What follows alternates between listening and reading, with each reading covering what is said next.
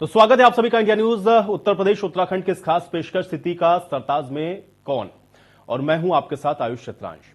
लोकसभा चुनाव से पहले हो रहे निकाय चुनाव को 2024 का सेमीफाइनल माना जा रहा है। कुशीनगर जिले में इस बार नगर निकाय चुनाव इसलिए भी बेहद खास है क्योंकि इस बार नवसृजित 6 नगर पंचायत जिले में नए सियासी समीकरण को खड़ा कर सकती हैं।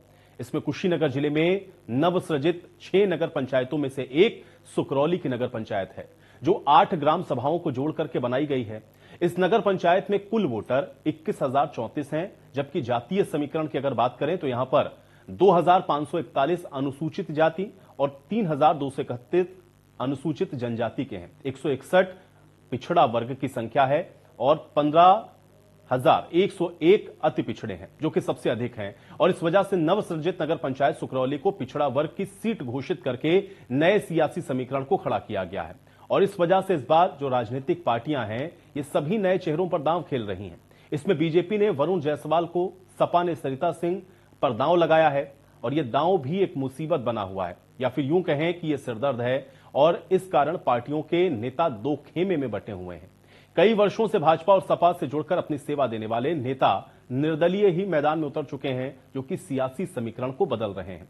तो भले ही भाजपा नए उम्मीदवार वरुण जायसवाल पर जीत के दावे कर रही हो, लेकिन ये लड़ाई आसान नहीं है। राजनीतिक दल इस उथल पुथल को ठीक करने के लिए हर तरह की कोशिश भी कर रहे हैं और किसी भी जीत को हासिल कर लेने के लिए कोई कोर कसर नहीं छोड़ना चाहते हैं। चाहे भाजपा से नाराज नेता अशोक कुमार हो, जो 45 सालों से सेवा देने के बावजूद टिकट न देने और उसके द्वारा गंभीर आरोप लगाए जाने की वजह से सियासी पारे को और बढ़ा रहे हैं। भाजपा में तो नेताओं के दो खेमे हो चुके हैं, लेकिन ऐसा ही हाल सपा का भी है। वर्षों से समाजवादी पार्टी में सेवा देने वाले राजनेता कश्यप ने पूर्व राज्य मंत्री राधेश्याम सिंह पर बेहद गंभीर आरोप लगाते हुए टिकट कटवाने के आरोप लगा दिए हैं। दूसरी तरफ जीत के दावे को भी वो कर रहे हैं।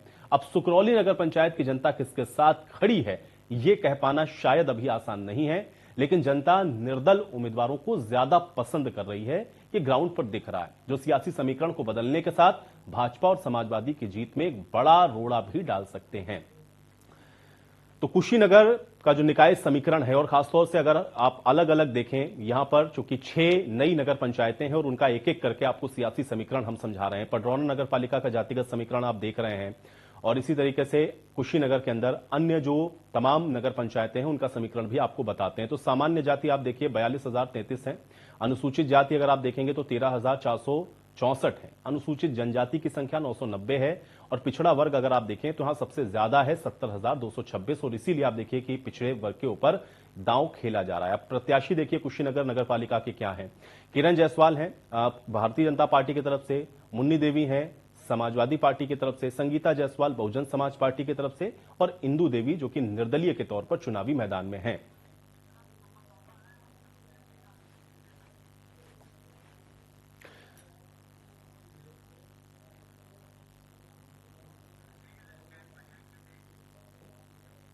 और चलिए इसी पर बातचीत करते हैं। विनम्र सिंह जी हमारे साथ राजनीतिक विश्लेषक जुड़े हुए हैं, उनका भी हम रुख करेंगे, और साथ ही साथ मनीष भी हमारे साथ, हमारे सहयोगी जुड़ चुके हैं। सीधे सबसे पहले मनीष, मैं आपके पास आता हूं। मनीष, सबसे पहले एक बार जरा समझाएं कि ये जो पूरा समीकरण है, और खासतौर से अगर हम लोग कुशीनगर नगर पालिका को देखें तो सियासी समीकरण वहां का क्या कुछ कह रहा है, ग्राउंड पर वहां पर क्या हलचल है, प्रत्याशियों के पक्ष में क्या माहौल है, थोड़ा इसको अपडेट करें। जी, मैं आपको बता दूं कि 4 मई को जो मतदान होता है उसके लिए सारे समीकरण सज चुके हैं। चुनाव का अंतिम दौर है और चुनाव अब अंतिम दौर में पहुंच चुका है, और यहाँ मुकाबला दिलचस्प मोड़ में पहुंच चुका है। सभी प्रत्याशी, सभी दलों के प्रत्याशी आमने सामने लड़ाई कर रही है, पर कुशीनगर में मुख्य मुकाबला भाजपा और सपा के बीच में ही होता दिख रहा है। कहीं कहीं निर्दल और बसपा भी अपना मजबूती से इस चुनाव को रोचक बना रहे हैं। बात करें और कुशीनगर नगर पालिका की, तो पिछले चुनाव में जो विजयी साबिरा खातून रही, उन्होंने जो जिसको निर्दल प्रत्याशी किरण जायसवाल को हराया था, आज किरण जायसवाल भाजपा की प्रत्याशी हैं और साबिरा बसपा की प्रत्याशी हैं। इन दोनों के बीच में रोचक मुकाबला देखने को मिल रहा है। साथ ही अगर पडरौना नगर पालिका की बात करें तो वहां पे एक निर्दल जो सदाशिव मणि त्रिपाठी है, वो भाजपा के विनय जायसवाल पे भारी पड़ रहे हैं। तो वहीं सपा के हैदर अली रायनी इस चुनाव को त्रिकोणी बनाने में जुटे हुए हैं। अब बात करें अगर हाटा नगर पालिका को, तो राजीव मदेसिया पहली बार जो एक व्यवसायी हैं, लेकिन पहली बार इस मैदान में उतरे हैं। उन पे दाव भाजपा ने खेला है और वहां पे जो भाजपा के बागी धर्मराज गुप्ता है, उनकी जड़ को काटने में लगे हैं। वहां पे सपा के रामानंद जायसवाल अब तेजी से अपनी बढ़त बना रहे हैं, लेकिन मुख्य मुकाबला राजू मदेसिया और सपा के रामानंद सिंह जायसवाल के बीच में होता दिख रहा है। जी चलिए मनीष, मैं आपके पास आऊंगा और थोड़ा सा और इस सारी चीजों को बेहतर तरीके से समझेंगे, लेकिन राजनीतिक विश्लेषक भी हमारे साथ मौजूद हैं तो मैं उनका भी रुख कर लेता हूं। सर, आपसे भी मैं ये जानना चाह रहा हूं, क्योंकि इस बार हम लोग जब देख रहे हैं और खासतौर से निकाय चुनाव, अमूमन हम लोग ये देखते हैं कि जो लोकल इश्यूज होते हैं या जो लोकल मुद्दे होते हैं उस पर खूब चर्चा होती है, लेकिन इस बार लग रहा है ऐसा कि उन चर्चाओं के साथ साथ और ज्यादा जो बड़े समीकरण हैं वो दिख रहे हैं हम लोगों को, या और जो हम ये कह सकते हैं प्रदेश स्तर की या जो राष्ट्रीय स्तर की बातें हैं वो भी कहीं साथ में हो रही हैं। ये कैसे आप देख रहे हैं इस पूरे निकाय चुनाव को, और खासतौर से अगर कुशीनगर को हम लोग स्पेसिफिकली देखें या 6 जो नई नगर पंचायतों को हम लोग देख रहे हैं, इसको आप कैसे देखते हैं? क्या नजर आ रहा है इस बार के इस निकाय चुनाव में? देखिए, पूरे कुशीनगर जनपद की बात करिए तो निश्चित तौर पर और पूरे प्रदेश में जिस प्रकार से स्थानीय मुद्दों के साथ साथ, जैसा कि आपने कहा कि राष्ट्रीय और राज्य के मुद्दे भी महत्वपूर्ण ढंग से उठाए जा रहे हैं चुनाव में, ये पहली बार देखने को मिल रहा है कि निकाय चुनाव में इस प्रकार से स्थानीय मुद्दों के अलावा राष्ट्रीय और राज्य के मुद्दों पर चर्चा हो रही है। उसका कारण कुशीनगर के संदर्भ में तो आप सीधे सीधे समझ सकते हैं कि वहां से स्वामी प्रसाद मौर्य जैसे समाजवादी पार्टी के ताकतवर नेता वहां से बिलोंग करते हैं, वहां से चुनाव जीते और चुनाव लड़े तो क्या क्या मैंने उनको समाज में कहना पड़ा और समाज ने उनको क्या क्या कहा। दोनों तरफ से विरोध अंतर विरोध चलता रहा। वो टकराहट, वो जो समाजवादी पार्टी की और भारतीय जनता पार्टी की, या कह लें कि भारतीय जनता पार्टी के मुख्यमंत्री योगी आदित्यनाथ की और स्वामी प्रसाद मौर्य के बीच की जो टकराहट विधानसभा के चुनाव में हम लोगों ने देखी थी, उस टकराहट का नतीजा हमको कुशीनगर के इस निकाय चुनाव में जरूर दिखाई देगा। पहली बात। दूसरी बात ये कि कुशीनगर भारतीय जनता पार्टी और समाजवादी पार्टी दोनों की दृष्टि से बड़ा महत्वपूर्ण जनपद है। एक तरफ तो आबादी की दृष्टि से देखें तो पिछड़ों की संख्या कुशीनगर में सर्वाधिक है जी। इस दृष्टि से देखें तो समाजवादी पार्टी कहीं न कहीं बेनिफिट में दिखाई पड़ती है। लेकिन दूसरी तरफ वही देखें कि भारतीय जनता पार्टी ने कुशीनगर में बहुत बड़े बड़े महत्वपूर्ण काम किए। विदेशों से राजनयिकों को बुलाया, प्रतिनिधियों को बुलाया, अंतर्राष्ट्रीय हवाई अड्डा खोला, सड़कों का जाल बिछाया, बौद्ध धर्म स्थलों का सुंदरीकरण कराया। तो इस दृष्टि से देखें तो भारतीय जनता पार्टी, यानी सीधी टक्कर जो कुशीनगर में मुझे समझ में आती है वो भारतीय जनता पार्टी और समाजवादी पार्टी नहीं होगी, जैसा कि प्रदेश के अन्य स्थानों पर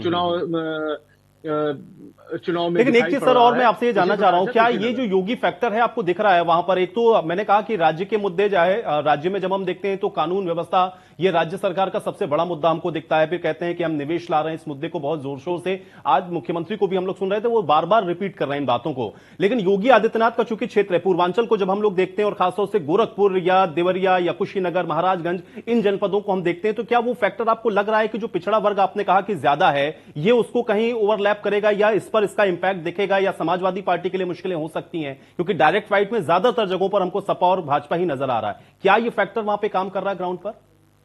देखिए, एक बात बिल्कुल स्पष्ट है कि हम सभी लोग जानते हैं, जो भी राजनीति में थोड़ा बहुत रुचि लेते हैं वो सारे लोग इस बात को जानते हैं कि योगी आदित्यनाथ के मुख्यमंत्री बनने के पहले भी और उनके बनने के बाद भी लगभग 20 वर्ष नहीं तो कम से कम 15 वर्ष से योगी आदित्यनाथ की इच्छा के और उनकी मंशा के अनुरूप ही कुशीनगर, महाराजगंज, गोरखपुर, बस्ती, देवरिया, इन जगहों पर चुनाव और सामाजिक निर्णय और चुनावी निर्णय हमेशा योगी आदित्यनाथ के पक्ष में आए हैं। कई बार ऐसा हम लोग देखने को मिला जब योगी आदित्यनाथ मुख्यमंत्री नहीं थे, तब भी मैं कह रहा हूं, और मुख्यमंत्री होने के बाद भी मैं कह रहा हूं कि कई बार ऐसा हुआ कि भारतीय जनता पार्टी ने योगी आदित्यनाथ के मंशा के अनुरूप टिकट नहीं दिया, तो योगी आदित्यनाथ ने अंदरूनी विरोध करके या बाहरी विरोध, स्पष्ट प्रत्यक्ष विरोध करके भाजपा के कैंडिडेट को हरा के अपना निर्दल प्रत्याशी जिताने का भी काम किया है इन्हीं जिलों में। इसलिए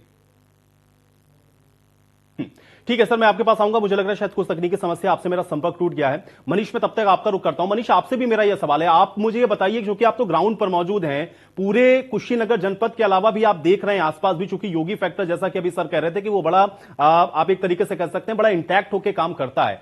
क्या ग्राउंड के ऊपर ये चीजें आपको वहां पर नजर आ रही हैं? और दूसरा, एक जो निर्दलीय वाला फैक्टर हमेशा होता है निकाय चुनावों में, जिनको टिकट नहीं मिलता है, वो क्योंकि दोनों ही पार्टियों से हो सकते हैं या उन तमाम पार्टियों से जो कि टिकट पाए हुए हैं, वो उनके वोट को भी कहीं ना कहीं प्रभावित करते हैं। ये जो निर्दलीय है, ये कितना खेल बिगाड़ रहे हैं और योगी फैक्टर कितना वहां पर काम कर रहा है? क्योंकि मैं इसलिए बार बार इस चीज को समझना चाह रहा हूं, पिछड़ों की संख्या ज्यादा है, इसलिए समाजवादी पार्टी को इसका फायदा मिल सकता है। ऐसी बातें लगातार हम लोग सुन रहे हैं। ये फैक्टर कैसे काम कर रहे हैं ग्राउंड के ऊपर? मनीष, इसको अपडेट करें।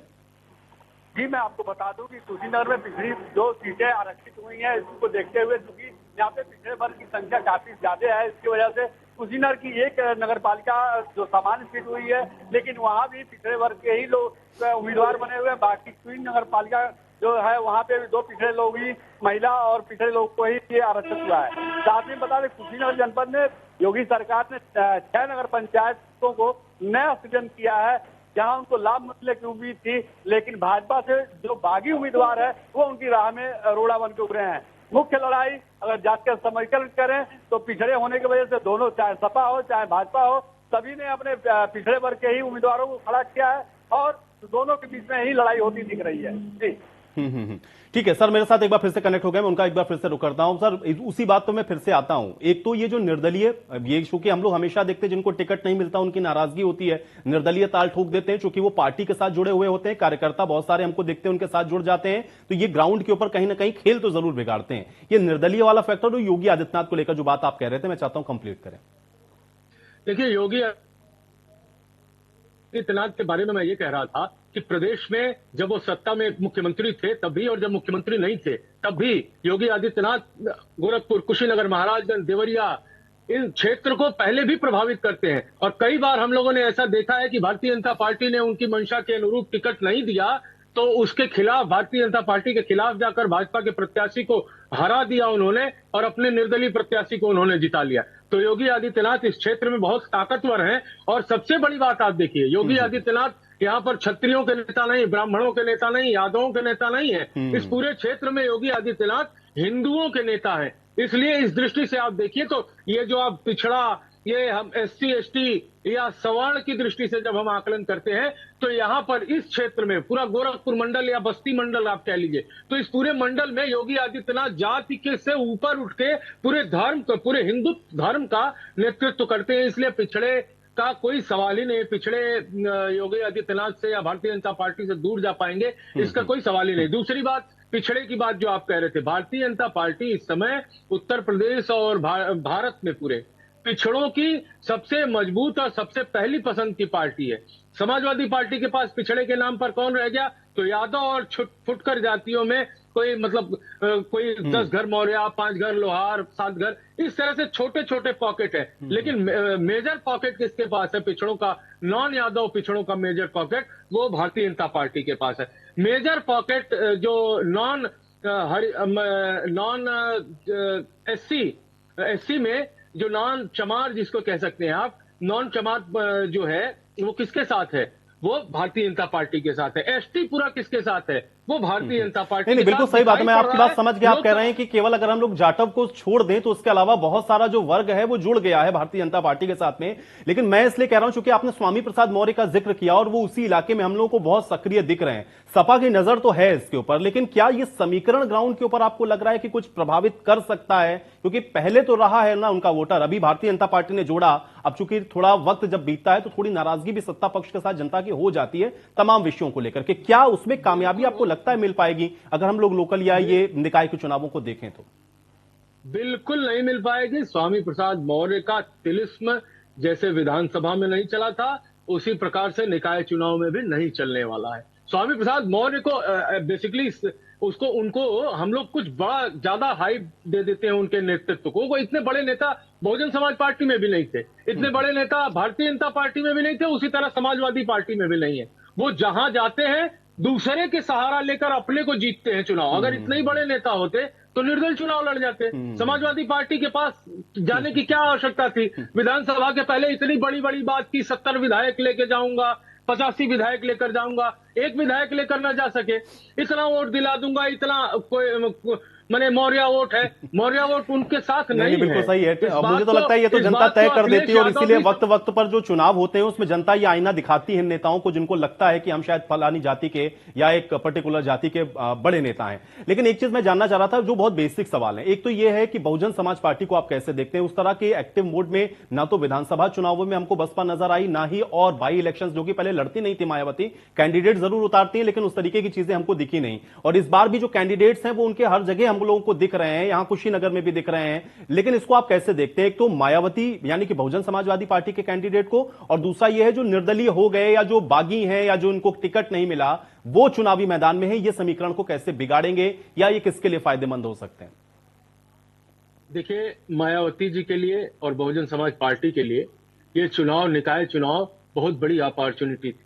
वो अपने आप को साबित कर सकती थी, अपनी पूरी ताकत लगाकर पूरे दम के साथ इस चुनाव को लड़कर ये बता सकती थी समाज में, अपने वोटरों के बीच में ये मैसेज दे सकती थी कि नहीं, हम 2024 के चुनाव में भारतीय जनता पार्टी की सरकार को हटाने के लिए या अपने अधिक से अधिक सांसद जिताने के लिए हम पूरी ताकत से चुनाव लड़ेंगे और हमारे अंदर सामर्थ्य अभी भी बचा है। लेकिन मेरी समझ से बहुजन समाज पार्टी इस चुनाव में सक्रिय प्रतिभाग न करके या मायावती सीधे सीधे प्रतिभाग न करके इस चुनाव में वो बहुत बड़ी चूक कर रही हैं, और आने वाले 24 के चुनाव में इसका खामियाजा उनको भुगतना पड़ेगा। मायावती को इस बात को समझना पड़ेगा कि अगर आपको राजनीति करनी है तो भारतीय जनता पार्टी ने राजनीति का ट्रेंड बदल दिया। ये आपको फुल टाइमर होकर राजनीति करनी पड़ेगी। चुनाव के समय बाहर आकर और मंच पर चढ़कर भाषण देकर और फिर अपने कमरे में जाकर बैठ जाने से अब बहुजन समाज पार्टी को या समाजवादी पार्टी को या कांग्रेस पार्टी को कोई वोट देने वाला नहीं है। ये फुल टाइम। देखिए, अखिलेश यादव ने इस बारे में, इसलिए उनकी तारीफ करनी चाहिए इस विषय में कि अखिलेश यादव ने भारतीय जनता पार्टी के खिलाफ उन्हीं के तर्ज पर उन्होंने भी अपने आप को फुल टाइमर के तौर पर प्रयास किया। इस 2022 के चुनाव में हार देखने के बाद उनको यह एहसास हुआ कि नहीं, अब राजनीति में फुल टाइम करना पड़ेगा। नहीं, वो ट्विटर वाली राजनीति से आपने कहा कि वो बाहर आ गए, और मुझे लगता है कि एक स्वस्थ लोकतंत्र के अंदर विपक्ष का मजबूत होना बहुत जरूरी है। लेकिन मनीष से भी मैं एक चीज समझता हूं, फिर सर मैं आपके पास वापस आऊंगा। मनीष, ये निर्दलीय और जो बहुजन समाज पार्टी का फैक्टर है, ये ग्राउंड पे कैसे काम कर रहा है? क्योंकि जो फाइट है वो आप लोग भी लगातार बता रहे हैं, ग्राउंड पे मौजूद हैं। बसपा को आप कैसे देखते हैं? सपा और बीजेपी के बीच में अगर ये फाइट है तो बहुजन समाज पार्टी और निर्दलीयों को हम लोग क्या देखें? इनका रोल क्या है, ग्राउंड पर क्या है? जी, मैं आपको बता दूं कि कुशीनगर जनपद में बसपा बहुत इफेक्टिव नहीं है। कुछ कुछ सीटों पे उन्होंने सूझी जो राजनीति के तहत उन्होंने बसपा का दामन थामा है, क्योंकि जिस सीट पे मुस्लिम और दलित वोट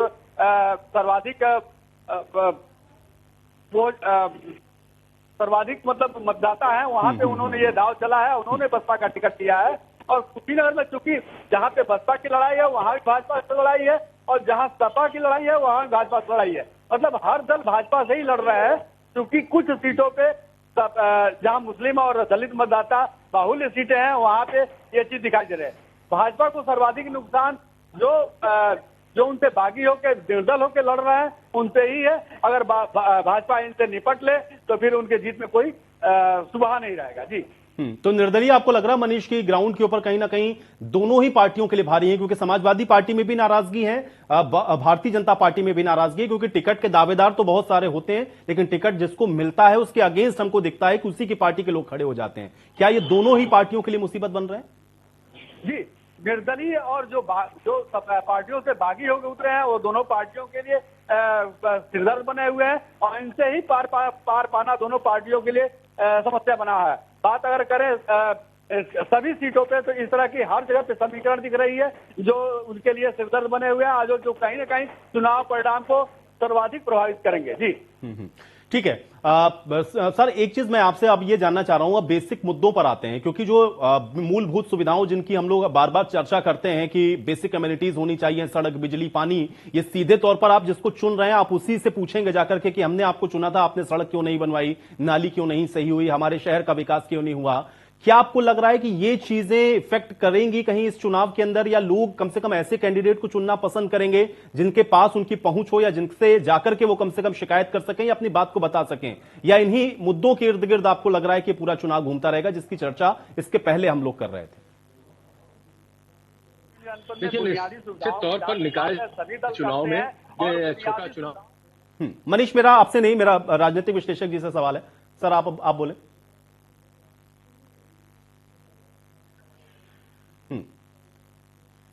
विनम्र जी, आपको मेरी आवाज मिल रही है?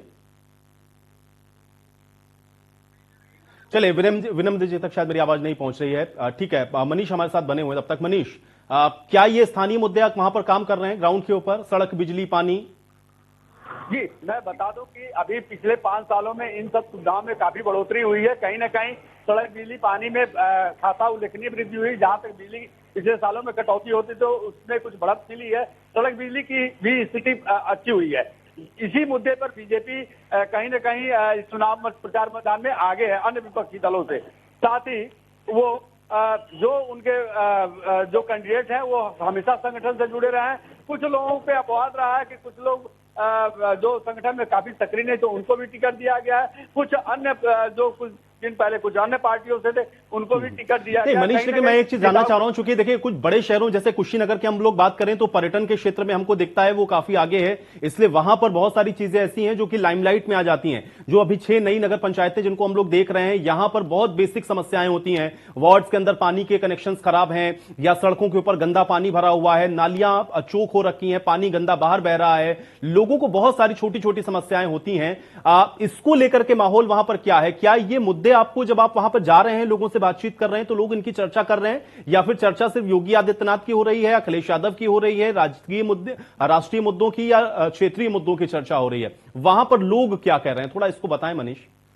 जी, मैं आपको बता दूं कि कुशीनगर एक अंतर्राष्ट्रीय पर्यटक स्थली है जहां कहीं ना कहीं जो भाजपा ने विकास किया। जब अभी अंतर्राष्ट्रीय एयरपोर्ट की बात की जाए, कुछ दिन पहले यहाँ पे कृषि विश्वविद्यालय की बनाने की बात आई, तो ये सब मुद्दे तो हैं। साथ में आम लोगों को जो अपनी बुनियादी सुविधाएं जिसके लिए वो बात करते हैं नगर की, तो उनकी बात हो रही है और कहीं ना कहीं यह मुद्दा जनता उठा रही है। लेकिन कहा जाए कि जो सबसे मूल मुद्दा था सड़क, बिजली, पानी में, इस मामले में कुशीनगर में निश्चित ही उल्लेखनीय वृद्धि हुई है। कहीं ना कहीं इसका लाभ भाजपा प्रत्याशियों को भी मिल रहा है। जी, ठीक है, बहुत शुक्रिया आप लोगों का हमारे साथ जुड़ने के लिए, ग्राउंड से रिपोर्ट देने के लिए। मनीष, आपका भी शुक्रिया, और विनम्र जी आपका भी शुक्रिया राजनीतिक विश्लेषण करने के लिए। तो हालांकि अब सिटी का सरताज कौन होगा ये तो हम जनता के ऊपर ही छोड़ते हैं, लेकिन हाँ, ये जो तमाम सवाल उठ रहे हैं, अब देखना यह है कि जनता इन तमाम सवालों के इर्द गिर्द जो अपना प्रत्याशी है वो कैसे चुनती है। इसी के साथ इस खास पेशकश में मेरे साथ फिलहाल इतना है।